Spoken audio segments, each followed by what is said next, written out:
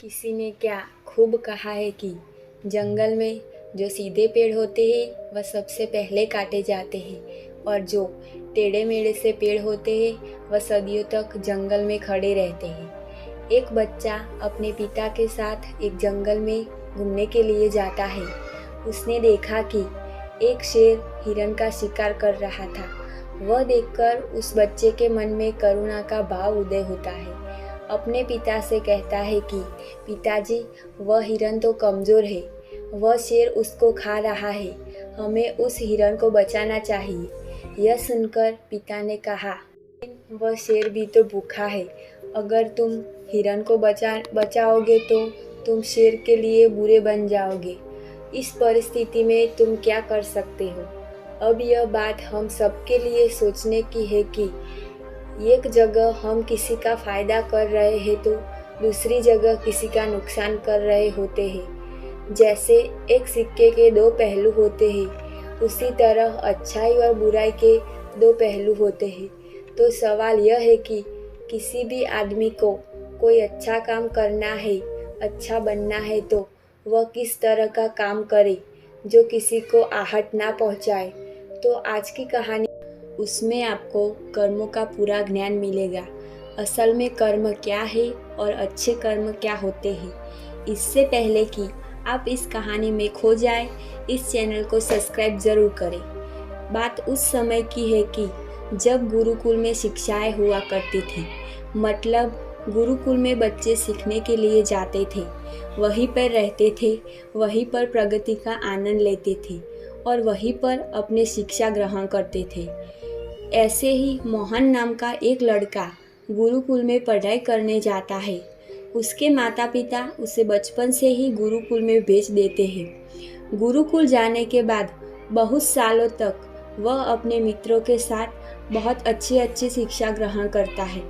उसे वहाँ पर जीवन के सिद्धांत सिखाए जाते हैं। उसमें से एक सिद्धांत सिखाया जाता है कि हम हमेशा भलाई का काम करो, अच्छा काम करो, सबकी मदद करो। यह ज्ञान मोहन के दिमाग में बहुत गहराई से बैठ गया था। इसलिए जब गुरुकुल से अपनी शिक्षा ग्रहण करके अपने गांव वापस आया तो वह गांव में सबकी मदद कर रहा था, हर किसी का काम करता था। कोई भी युवक इससे कोई भी काम करने के लिए कहता तो वह मना नहीं करता था। लेकिन जैसे जैसे समय बीतता गया, एक दिन उसने अपने कानों से छुपकर सुना कि गांव के कुछ युवक उसका मजाक बना रहे थे। वह सब कह रहे थे कि वह तो फ़ायदा उठाने के लायक है, कितना मूर्ख है। यह सुनने के बाद मोहन के कानों में खून उतर गया। निष्पक्ष भाव से सबकी मदद करता था, सच्चे दिल से करता था, लेकिन बदले में उसे क्या मिला? वो सब सुनकर उसके मन ही मन निश्चय किया कि आज के बाद किसी की भी मदद नहीं करेगा। और मोहन गांव का ऐसा युवक बन चुका था जो किसी की मदद नहीं करता था। कोई कितनी भी परेशानी में हो, मोहन को कोई फर्क नहीं पड़ता था। मोहन का यह बदलाव देखकर सब गांव वाले आश्चर्यचकित रह गए। कल तक जो दया का सागर था, इतना दयालु था, कुछ ही समय में इतना निर्दय बन गया। यह देखकर मोहन के माता पिता को भी उसकी बहुत चिंता हुई। उन्होंने अपने बेटे से पूछा कि बेटा, ऐसी क्या बात हो गई कि तुम इतना बदल गए हो? तो मोहन ने कहा कि जिस जमाने में किसी की भलाई करके कुछ हासिल नहीं होगा, यह बात से महसूस कर चुका हूँ। मैं गुरुकुल से जितनी भी शिक्षा ग्रहण की, वह सारी शिक्षाएं बेकार चली गई। यहाँ सच्चे दिल से कोई किसी की मदद कर दे तो उसको बेवकूफ़ समझा जाता है। और यह कहते कहते मोहन वहीं पर रोने लगा। और इसके बाद मोहन बहुत परेशान रहने लगा। उसके माता पिता पहले वाला मोहन चाहते थे जो सब लोगों की मदद करता था, लेकिन उनका बेटा बदल चुका था और वह बहुत परेशान रहने लगा था। इसकी ये हालत देखकर उसके माता पिता भी परेशान रहने लगे। फिर एक दिन मोहन के माता पिता को किसी ने बताया कि पास के गांव में एक बहुत ही ज्ञानी बुद्ध भिक्षु रहते हैं। वो तुम्हारी सारी समस्या का समाधान कर देंगे। इसके बाद मोहन के माता पिता उसे लेकर बुद्ध भिक्षु के पास जाते हैं। जब वो गांव में पहुंचते हैं तब उन्होंने देखा कि एक औरत बुद्ध भिक्षु को भला बुरा कह रही थी।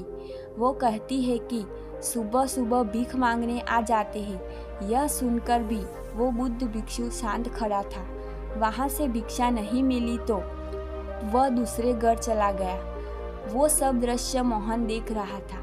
इसके बाद मोहन के माता पिता गांव में वो बुद्ध भिक्षु का पता पूछकर वहाँ जाते हैं। वहाँ जाके उन्होंने देखा कि ये तो वही बुद्ध भिक्षु है जो गांव में भिक्षा मांग रहे थे और जिसे वो औरत भला बुरा सुना रही थी। उसके बाद मोहन के माता पिता ने उस बुद्ध भिक्षु को प्रणाम किया और मोहन की सारी परिस्थिति बताई। उन्होंने कहा कि यह पहले सबकी मदद करता था, लेकिन अब ये किसी की मदद नहीं करता है। अब ये बहुत बदल गया है।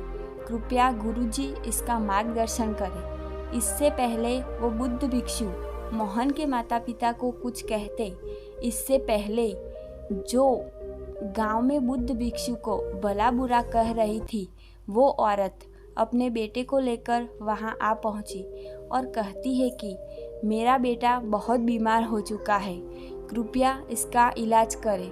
फिर बुद्ध भिक्षु उस बीमार बच्चे का इलाज करते हैं और वो बच्चा थोड़ी देर बाद ठीक हो जाता है और फिर वह औरत बुद्ध भिक्षु को कुछ भिक्षा देकर वहाँ से चली जाती है। यह सब मोहन देख रहा था। फिर मोहन ने बुद्ध भिक्षु से कहा कि मुझे लगता है कि आपने इस औरत को नहीं पहचाना। ये वही औरत है जो आपको गांव में भिक्षा मांगते वक्त भला बुरा सुना रही थी। फिर बुद्ध भिक्षु मुस्कुराकर बोले, मैं जानता हूँ कि यह वही औरत थी, लेकिन लोगों की मदद करना हमारा परम कर्तव्य है। भले ही लोग हमारी मदद ना करें, लेकिन हमें सबकी मदद करनी चाहिए। अक्सर हम किसी की मदद करने के बाद हम भी उस व्यक्ति की मदद की आशा रखते हैं, लेकिन जब वो व्यक्ति हमारी मदद नहीं करता है तो हम दुखी हो जाते हैं और हम सोचते हैं कि मैंने उस व्यक्ति की मदद की थी, फिर भी उसने मेरी मदद नहीं की। ऐसी बातें हमारे दिमाग में चलती रहती है, लेकिन हर इंसान को किसी की भी मदद करने से पहले उसके मन में ऐसी बातें नहीं आनी चाहिए कि वो इंसान भी हमारी मदद करे। फिर हमारी कोई मदद ना करे तो हम दुखी हो जाते हैं। इसलिए हर इंसान को बिना लालच के हो सके उतनी मदद करनी चाहिए। यह सब बातें सुनकर मोहन अपने माता पिता के साथ गांव में लौट जाता है और फिर से लोगों के बिना किसी लालच के सबकी मदद करने का निर्णय लेता है।